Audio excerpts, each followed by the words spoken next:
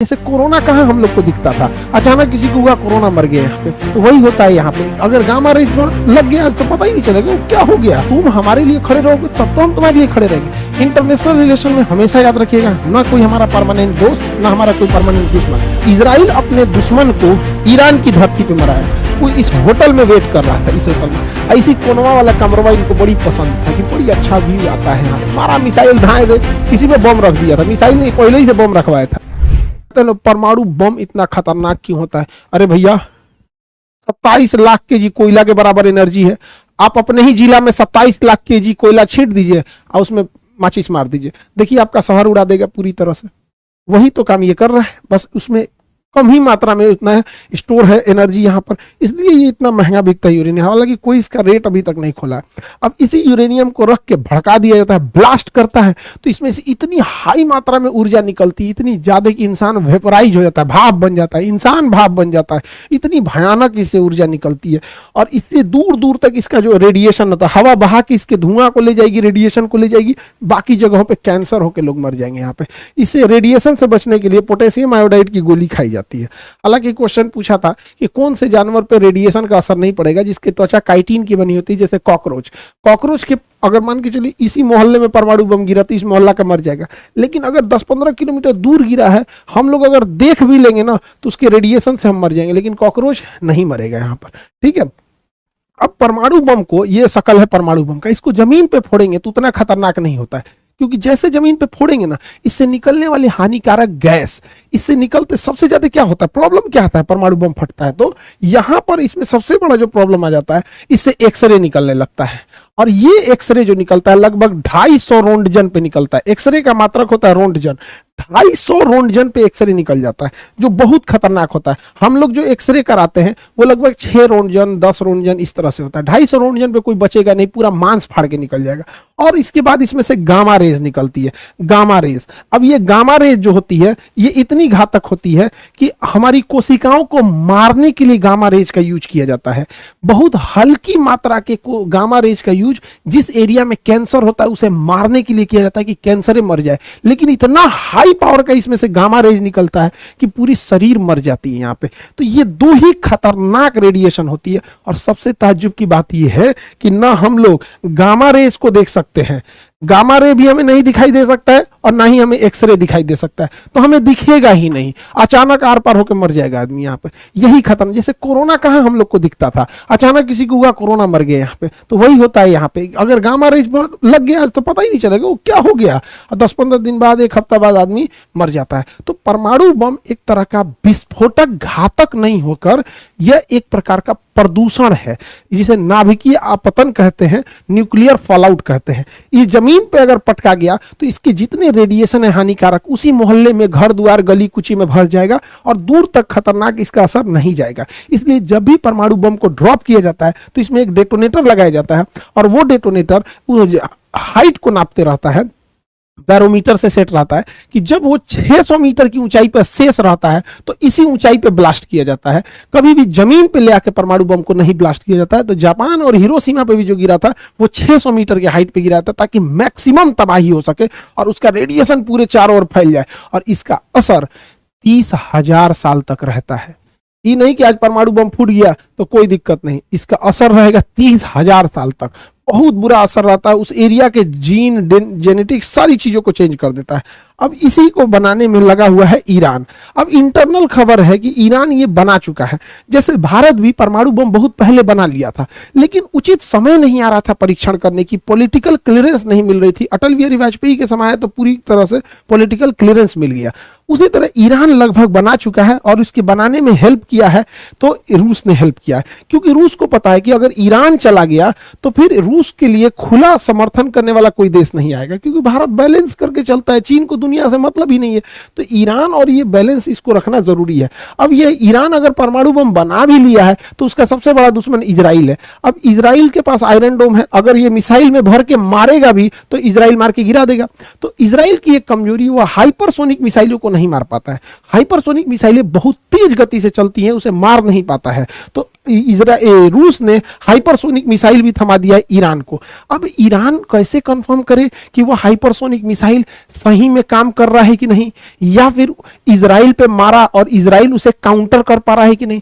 तो ईरान ने क्या किया, वही हाइपरसोनिक मिसाइल थमा दिया यमन के हूती विद्रोहियों के पास, और यमन के हूती विद्रोहियों ने यहां से चला दिया हाइपरसोनिक मिसाइल इजराइल पे, और इजराइल पे जाके गिर भी गया। अब समझो, उस मिसाइल में खतरनाक विस्फोटक नहीं है, तब ना इजराइल बच जा रहा है। अगर उसी में परमाणु बम भर दे और तब मार दे तो भैया तुम काउंटरे करके क्या करोगे, तो गिर गया वहां पर। तो ये बड़ी खतरनाक इन दोनों देशों के बीच परमाणु हमला का डर है। यहाँ पे इजराइल के पास पहले से परमाणु है। हमारे लिए भी ईरान बहुत जरूरत की चीज है, हमारे लिए रूस भी जरूरत है। इंटरनेशनल रिलेशन में हमारा कोई नहीं होता है। जब हमारे ऊपर ताज होटल पे हमला हुआ, अजमल कसाब ने नंगा नाच करा दिया था मौत का वहां पर, और तबाही तबाही हो गई थी। आपको जान के ताज्जुब होगा, इजराइल ने अजमल कसाब को आतंकवाद की श्रेणी में नहीं डाला था, पाकिस्तान के आतंकवादियों से।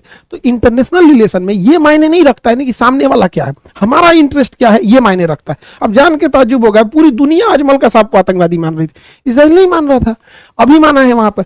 तो भारत भी हमास को, हिजबुल्लाह को नहीं आतंकवादी संगठन में रखता है। भाई तुम हमारे लिए खड़े रहोगे तब तो हम तुम्हारे लिए खड़े रहेंगे। इंटरनेशनल रिलेशन में हमेशा याद रखिएगा, ना कोई हमारा परमानेंट दोस्त, ना हमारा कोई परमानेंट दुश्मन। नरेंद्र मोदी जब गुजरात के चीफ मिनिस्टर थे तो अमेरिका ने उन पर ये गुजरात दंगों का एलिगेशन लगा के अमेरिका में घुसने में प्रतिबंध लगाया था, कहा था वीजा ही नहीं देते हैं यहाँ पे। और जब प्रधानमंत्री बन गए तो यही अमेरिका पिज्जा खिला रहा है, ट्रंप बुला के हाउडी मोदी और नमस्ते ट्रंप हो रहा है। तो इंटरनेशनल रिलेशन में कभी भी गांठ नहीं बांधा जाता कि मेरा परमानेंट दोस्त है, परमानेंट दुश्मन है।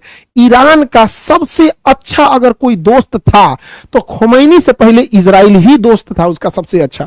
ईरान का सबसे अच्छा कोई दोस्त था तो अमेरिका था उसका दोस्त, जब तक कि खोमैनी की सरकार नहीं आई थी यहाँ पर। 67 के दशक की बात है, तो 67 बीते 50 साल पहले की बात है। तो अब आप हाल आजकल इंटरनेशनल रिलेशन 2 साल का इंटरनेशनल रिलेशन देख लेंगे तो उससे नीतियां बनती और बिगड़ती नहीं। 50 साल का एक लंबा अनुभव देखना पड़ता है, तब जाके नीतियां बनती है। हमारे लिए ईरान ज्यादा जरूरी है, रूस भी जरूरी है। अब ईरान रूस को क्या दे रहा है, ईरान सस्ते मात्रा में रूस को ड्रोन प्रोवाइड करा दे रहा है और बैलिस्टिक मिसाइल दे रहा है, क्योंकि ईरान के इंजीनियर एकदम सस्ता में मिसाइल बना लेते हैं, ड्रोन बना लेते हैं। अब ये ड्रोन से बौछार कर दे रहा है यूक्रेन में। तो इजराइल, रूस को भी फायदा है ईरान से, ईरान को भी फायदा है रूस से। अब यहाँ ईरान के हथियार को यूज कर रहा है ये यूक्रेन के खिलाफ, और ईरान रूस के द्वारा दिए गए हथियार को ईरान यूज कर रहा है इजराइल के खिलाफ। तो दोनों में म्यूचुअल दोस्ती है यहाँ पर। हालांकि अगर देखेंगे इजराइल को तो इजराइल बहुत ताकतवर है और उसकी खुफिया एजेंसी एकदम बेरहम की तरह मारती है। इजराइल अपने दुश्मनों के साथ कोई मर्सी नहीं करता है, और यह हकीकत है। इजराइल अगर कमजोर पड़ेगा तो इजराइल का कोई इंसान जिंदा नहीं रह सकता है।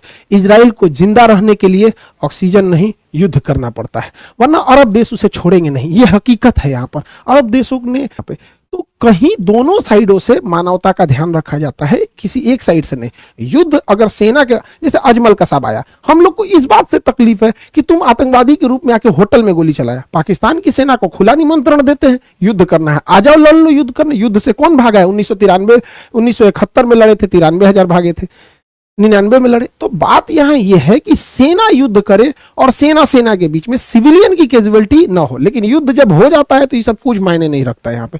तो इजराइल जो है अपने दुश्मनों को चुन चुन के निपटा रहा है। हमास के चीफ गए थे ईरान में दोस्ती करने के लिए, इनकी मृत्यु की गई थी नए प्रधानमंत्री के लिए यहाँ पर, तो यहाँ से मारवा दिया उसको ईरान में। अब इजराइल अपने दुश्मन को ईरान की धरती पे मराया। वो इस होटल में वेट कर रहा था, इस होटल में ऐसी कोनवा वाला कमरवा इनको बड़ी पसंद था कि बड़ी अच्छा व्यू आता है यहाँ, मारा मिसाइल धाए दे, इसी में बम रख दिया था। मिसाइल नहीं, पहले ही से बम रखवाया था। और इनको ना 3 बड़े कमरे थे यहाँ पर, एक इस साइड वाला कमरा था, एक इस साइड वाला, एक सेंटर कमरा, तीनों में बम रखा था। इजराइल रखवा दिया था वहां पर मोसाद के थ्रू, और जिस कमरे में रुकते वो वाला ब्लास्ट होता। इसको फिक्स था कि यही वाला कमरा में रुके, वही कमरा ब्लास्ट हुआ, हानिया मृत्यु हो गई इनकी, और हमास अभी लीडर विहीन हो गया है। इजराइल के नीचे से मारता था हमास के चीफ हानिया को निपटा दिया। इजराइल के ऊपर लेबनान से मारता था हिजबुल्लाह के चीफ नसरुल्लाह को मार दिया। नसरुल्लाह मरा नहीं रहता, नसरुल्लाह जो है ये नहीं मरा रहा था, ये बंकर के अंदर था। तो एक मिसाइल मारी जाती है, वो डबल लेयर में फटती है, पहले बंकर में जाती है फिर फट जाती है। इसमें भी नसरुल्लाह जो था बच गया था, लेकिन इजराइल ने अपने दुश्मन को मारने के लिए मिसाइल के अंदर जहरीली गैस भर दिया था, और उस जहरीली गैस के चपेट में आने से वहां मृत्यु हो गई। यहाँ पे ये काम तो इजराइल ने बहुत खतरनाक किया, लेकिन अगर यही टेक्नोलॉजी जहरीली गैस वाली आतंकवादियों के हाथ में लगी तो जो बम ब्लास्ट करते हैं सब, अब उस ससुरा उसमें जहर मिला के मारे सब, तो ब्लास्ट में तो डायरेक्ट जो चपेट में आएगा रेंज में वो जाएगा। अब इस ऐसा हानिकारक जहर और डाल के इसे ब्लास्ट करने लगे सब। ये दुनिया बड़ी खतरनाक है, वो बड़ी जल्दी कल की अवतार होने वाला है, जाने वाला है, कल युग आने वाला है। यहाँ पे ऐसा तरीका अपना रहा है कि देखिए, बंदूक की खोज हुई, डायनामाइट की खोज हुई थी सुरंग खोदने के लिए, लेकिन उसका यूज होने लगा किस चीज के लिए? ब्लास्ट करने के लिए। अब आगे ये सब अपना लड़ते रहे सब, हम लोग भैया वसुधैव कुटुंबकम, सब लोग यहाँ पे।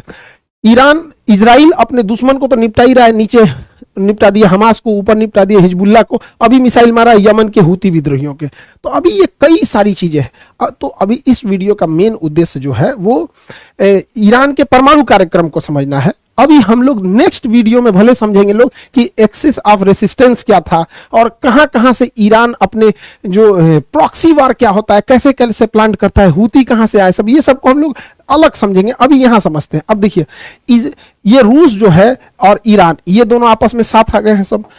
इधर में क्या है? इजराइल, यूक्रेन और पूरा नाटो एक साथ आ गया है। अब ये बड़ी सख्ती दिक्कत हो जाएगा, एक सेंटर में डिस्प्यूट हो जाएगा, तो क्योंकि हमारा रिलेशन इन सब के साथ है, यहाँ पर रिलेशन सबके साथ है। हमारे लिए जरूरी है कि ईरान जो है वो स्टेबल रहे। समझिए कैसे हमारे लिए जरूरी ईरान क्यों है? क्योंकि भारत है, हम अपने पूर्वी देशों को गंवा दिए हैं। अभी बांग्लादेश में क्या हुआ आप देखें, बांग्लादेश खत्म, शेख हसीना। नेपाल हमको बिना मतलब का आंख दिखा रहा है, नक्शा में दिखा दिया कि भारत की जमीन हमारी है, और नोट पे दिखा रहा है क्योंकि चाइना फंडिंग कर रहे हैं यहाँ पर। श्रीलंका में क्या हुआ देखिए, भारत को भगाया गया यहाँ पे। मालदीव हम लोग को बर्बाद करने के चक्कर में अपने बर्बाद हो गया। अल्टीमेटली रिलेशन खराब हुआ कि नहीं हुआ? पाकिस्तान से तो जन्मजात दुश्मनी है, यहां से तो कभी सुधर नहीं सकता है।